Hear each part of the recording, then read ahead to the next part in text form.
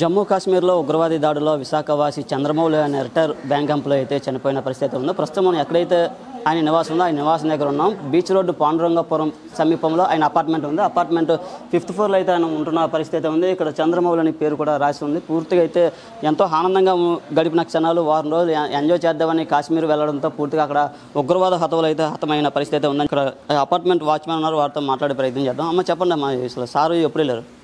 18వ తేదీన వెళ్ళారు. 26న వస్తామని చెప్పారు. 18న 26న వచ్చేస్తాం, మేము మీటింగ్ పెడదామా అని అన్నారు. అంటే సరేలేండి సార్, ఆ మొక్కలో బయట పెట్టారు వాటర్ వేయండి అని. ఆ ఒక్కటే తెలుసు. ఇద్దరే, వాళ్ళ ఆవిడ బాగానే చూసుకోండి వాళ్ళు పిల్లలకి. మాకు ఆ రోజు వెళ్ళేటప్పుడు కూడా నా బిస్కెట్లు చాక్లెట్లు అవి ఇచ్చేసి వెళ్ళారు. పిల్లలు జాగ్రత్త సుధాకర్ బాగా చూసుకో అనేసుకోండి. మేము వచ్చి 6 నెలలు అవుతుంది. బాగానే ఉండేవారు, మంచివారే.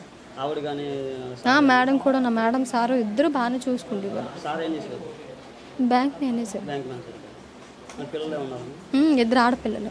సార్ ఏమొచ్చి 18 క్యాంప్ వెళ్ళిన రోజు సుధాకర్ క్యాంప్ వెళ్తున్నా ఒక వారం రోజులు రామ్ కొంచెం మొక్కలు చూసుకో జాగ్రత్త అని చెప్పేసి కర్రీస్ బిస్కెట్స్ అవి ఉంటే ఇచ్చి ఆ బిస్కెట్లు ఏమి పిల్లలకి ఇచ్చేవని చెప్పేసి సుధాకర్ నేను క్యాంప్ వెళ్తాను, వారం రోజులు జాగ్రత్తగా చూసుకోవాలి, పిల్లలు గట్టు రోడ్డు మీద గట్టు వదలొద్దు, కాలు గట్టు స్పీడ్కి వెళ్తాను, జాగ్రత్త చూసుకో అంతా కూడాను అని చెప్పేసి వెళ్ళారు. సడన్గా ఈరోజు మరి వదిలేసి రిపోర్ట్స్ అందరూ వచ్చిన తర్వాత ఏమిచ్చి చంద్రమౌళి సార్ అంటే అవును సార్ క్యాంప్ వెళ్ళారు అన్నాను. అంతే రిపోర్ట్స్ అని నాకు తెలియదు కదా, రిపోర్టర్స్ అని అడిగిన తర్వాత ఏం సార్ అంటే అతను చనిపోవడం ఏంటి సార్, క్యాంప్ వెళ్ళారు సార్ అన్నాను. నేను ఆటోమేటిక్గా సడన్గా నాకే కన్ఫ్యూజ్ అయిపోయింది. లేదు సార్ క్యాంప్ వెళ్ళారంటే ఇదా ఈ ఫోటో అని అడిగాను. అవును సార్ ఇతనే సార్, ఇతనే నా దగ్గర లేదు, వాళ్ళు చూపించారు.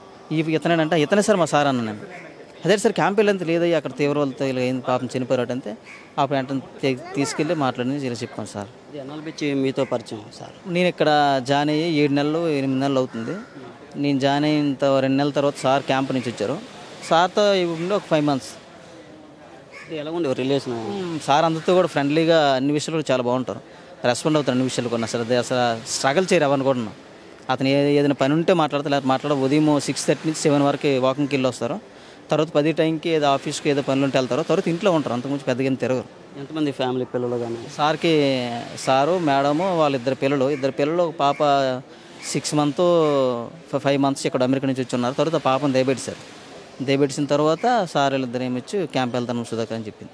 ఇలా ఉదయంకాలు తెలిసేసరికల్లా తెలిసేసరికల్లా చాలా బాధ ఉంది. మాట్లాడడానికి అపార్ట్మెంట్ సెక్రటరీగా ఉన్నారు సార్, చెప్పండి ఏ విధంగా చూడొచ్చు ఈ మృతి పట్ల?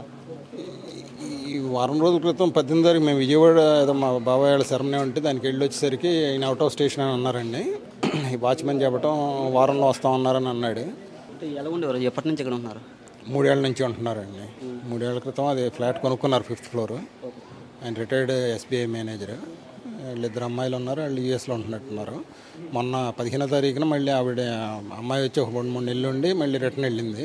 ఏదన్నా కానీ ఇది అన్ఫార్చునేట్ థింగ్ అండి. టెర్రరిస్ట్ అటాక్ అసలు వీలైనంత వరకు అటువంటి ఏరియాస్కి వెళ్ళటం, knowing fully well about that risk they should have avoided. And even our soldiers are trying their level best, but in spite of that, these things now and then will take place. Anyhow, it is a misfortunate thing. వాళ్ళ పిల్లలకి ఏమైనా సమాచారం చేశారు? చెప్పారన్నారండి, inform చేశారు. వాళ్ళు వచ్చేసరికి రేపు అవుతుందంట, ఎల్లుండి క్రిమేషన్ పెడతా ఉన్నారు. డైరెక్ట్గా హాస్పిటల్ కూడా నైట్ 10:40కి వస్తుందంట ఫ్లైట్లో బాడీ. చంద్రమౌళి ఇంటికి అయితే బంధువులు ఒక్కొక్కరుగా వస్తున్నారు. ప్రస్తుతం ఆయన బంధువులు ఉన్నారు, వారితో మాట్లాడదాం. చంద్రమౌళి గారు మీకు ఏమవుతారు? నాకు అన్నీ గారు అవుతారు సార్. స్వయం నా మేనగాళ్ళు హస్బెండ్ అండి, నాకు అన్నీ గారు అవుతారండి. అంటే ఎప్పుడు తెలిసింది మీకు వార్త? ఎలా చనిపోయారు? ఉదయం 7:30-8 అవుతుందండి. మా అబ్బాయి టీవీ వేసాడండి. అప్పుడే నేను దివాన్కట్లో కూర్చున్నానండి. డాడీ పెదనాన్న వెళ్ళగాక ఉగ్రవాదులు వెళ్ళగా చేశారండి. పెదనాన్నకి ఉగ్రవాదులు చంపేయడం ఏట్రా, నవ్వుతారు ఎవరైనా సరిగ్గా చూడరా అన్నానండి. చూసరికి లేదు డైలీ వెళ్ళగలను. అప్పుడు నేను కుర్చీ చేసుకుని కూర్చున్నాను. నాకు ఘోరంగా చంపారు సార్ మన హిందువులకండి. నన్ను కాపాడి కాదు, నన్ను చంపొద్దంటే వెంటబెట్టి చంపారండి మన హిందువులకండి. అతనికి హానికర మనిషి కాదండి, ఎవరికి ఉపకార మనిషి అండి. మౌళి గారి శ్రీకాకుళం అండి, ఇక్కడ ఉద్యోగ రీతిగా సెటిల్ అయిపోయారు సార్. అది నుంచి నేను తట్టుకోలేక కాబట్టి నేను మా అబ్బాయి కలిసి బైక్ మీద వచ్చాను సార్.